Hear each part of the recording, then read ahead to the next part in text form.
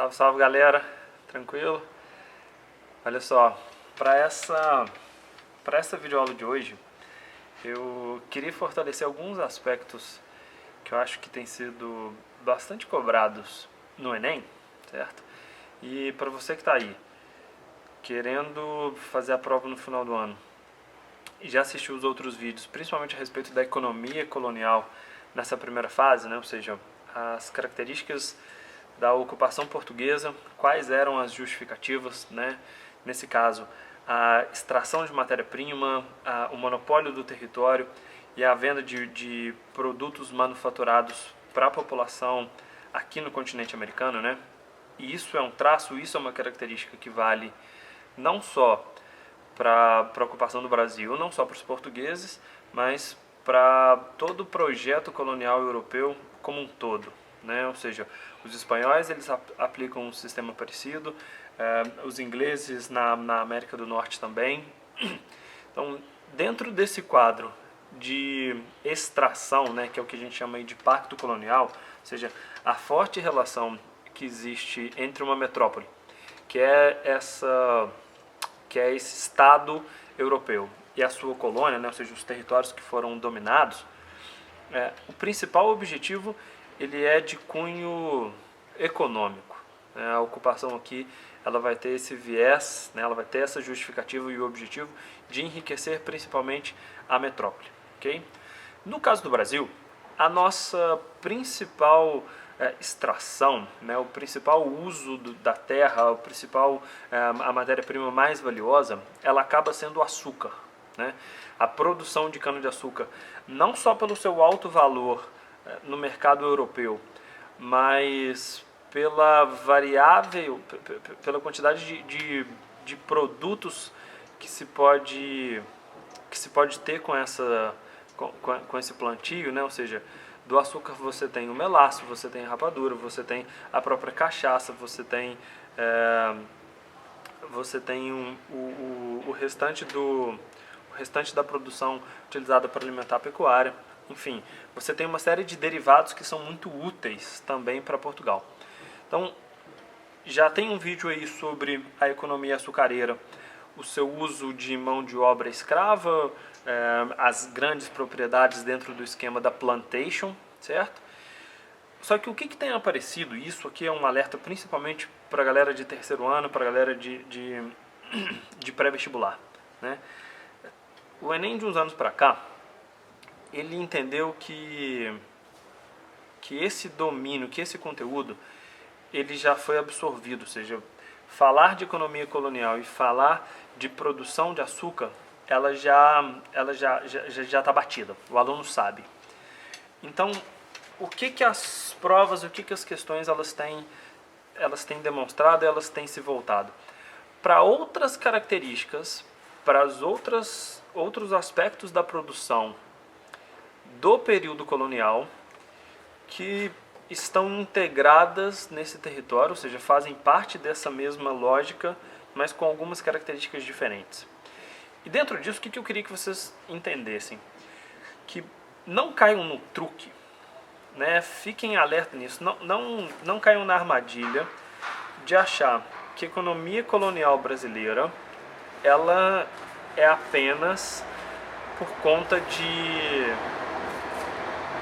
da cana-de-açúcar, né? Ou a extração do pau-brasil anteriormente. Existe no território brasileiro uma série de outros produtos dentro dessa lógica de exclusivo colonial, dentro dessa lógica mercantilista de produzir aqui para enriquecer a metrópole. Então, além da cana-de-açúcar, e a cana-de-açúcar ela é de todos esses produtos a mais rentável, que dá um maior retorno por conta de monopólio, por conta do seu alto preço, enfim, certo? Mas ela não é a única, certo? E aí o Enem tem gostado de pegar nessa armadilha, de colocar, então o aluno está ligado que existe a cana-de-açúcar, a cana-de-açúcar ela é importante, né? Então vamos perguntar uma outra coisa do mesmo período, e já que ele está tão focado na questão da produção açucareira dos engenhos, ele não vai saber responder isso. Então é aí que é o ponto que eu quero que vocês se atentem, beleza? que é a seguinte situação. Existe também voltado para o mercado externo, beleza? É voltado para atender o comércio e para atender as necessidades da Europa. A produção de tabaco, a produção de algodão, a produção de cacau e tudo isso em grandes fazendas, em grandes propriedades, utilizando o trabalho escravo. Mas por que a gente encontra menos quantidade desse produto e mais quantidade de engenho de cana-de-açúcar? Porque o Brasil, Portugal, não é o único país, por exemplo, que produz algodão.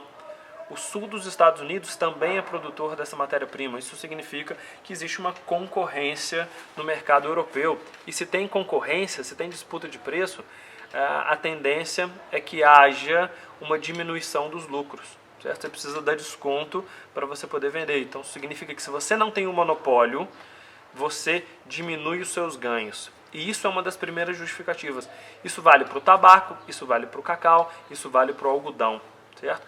A cana-de-açúcar, ela vai passar aí um período muito longo sendo exclusividade, ou seja, a produção ela era controlada por Portugal.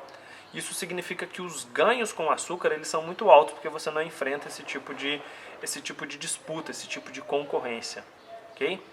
O outro detalhe, outro tipo de produção, e isso é bem exclusivo do caso brasileiro, que são as chamadas drogas do sertão. Certo? E aqui nós temos outros dois casos que são duas pegadinhas. Tanto as drogas do sertão quanto a pecuária. Certo? Porque do mesmo jeito que existe uma armadilha, e eu queria que vocês se atentassem a isso, de novo. Essa é uma videoaula para falar aqui aonde o Enem estava pegando a galera. Né? Do mesmo jeito que vocês têm que ficar em alerta de que não existe somente a cana-de-açúcar como produto, que existem outros, né, voltados para o mercado externo. Tabaco, cacau, algodão, as próprias drogas do sertão. Não caiam no equívoco, não caiam no erro de achar que todo o trabalho realizado no Brasil era o trabalho de escravo africano, certo? Porque isso aí é a outra armadilha. Porque o Enem está lá, opa, então o aluno entende que no Brasil a grande marca do nosso trabalho, da relação de produção, é voltada para a escravidão. Ok, então vamos pegar uma variável, vamos pegar aqui um detalhe dentro dessa lógica.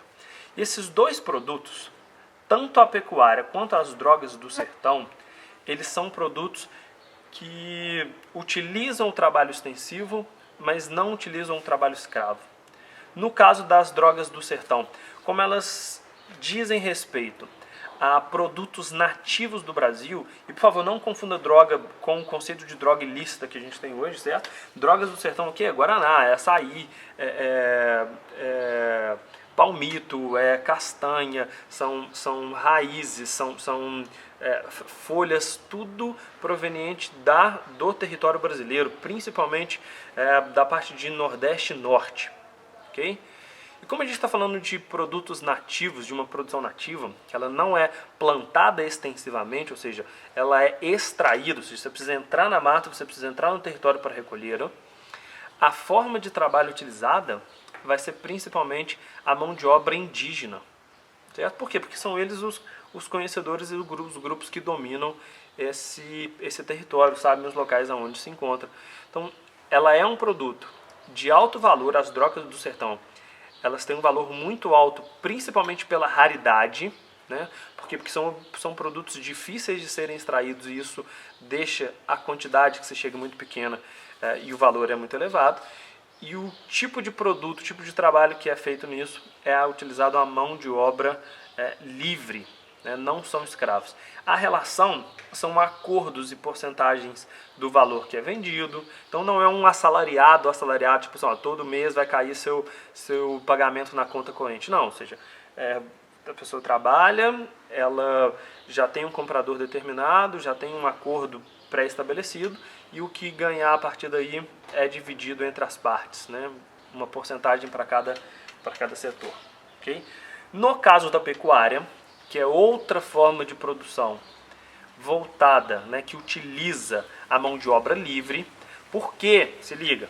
Porque o gado brasileiro, a pecuária brasileira, ela não pode concorrer com a produção, prestem atenção nisso, o gado, a pecuária, ela não pode ter conflito, ela não pode ocupar o mesmo território, o mesmo espaço da produção voltada para o exterior, voltada para o mercado externo.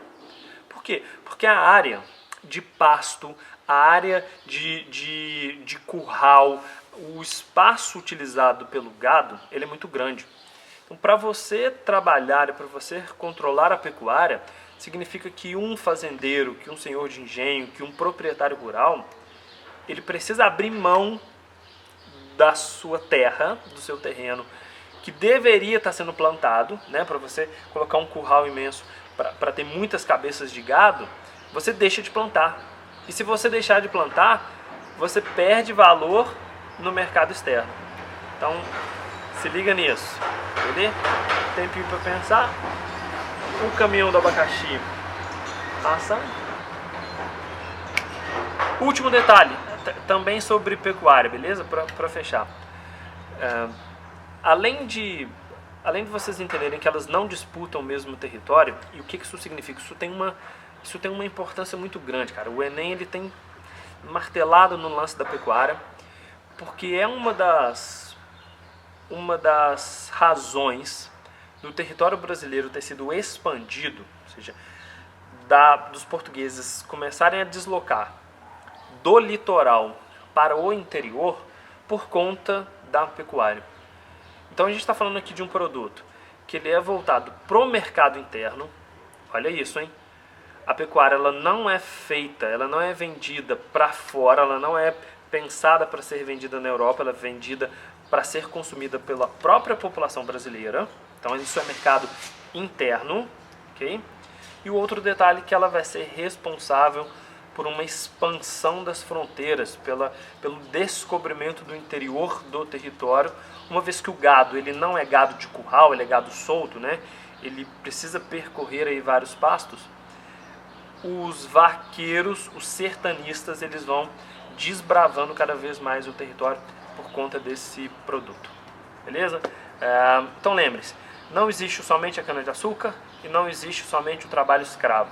Tem outras produções, como por exemplo, tabaco, cacau, algodão, drogas do sertão e pecuária. E aí, para finalizar, lembrando que a pecuária, além dela ter trabalho livre, ela também é voltada para o mercado interno, responsável pela expansão do território, pelo descobrimento do território brasileiro. Beleza? Valeu, qualquer dúvida, escreve aí.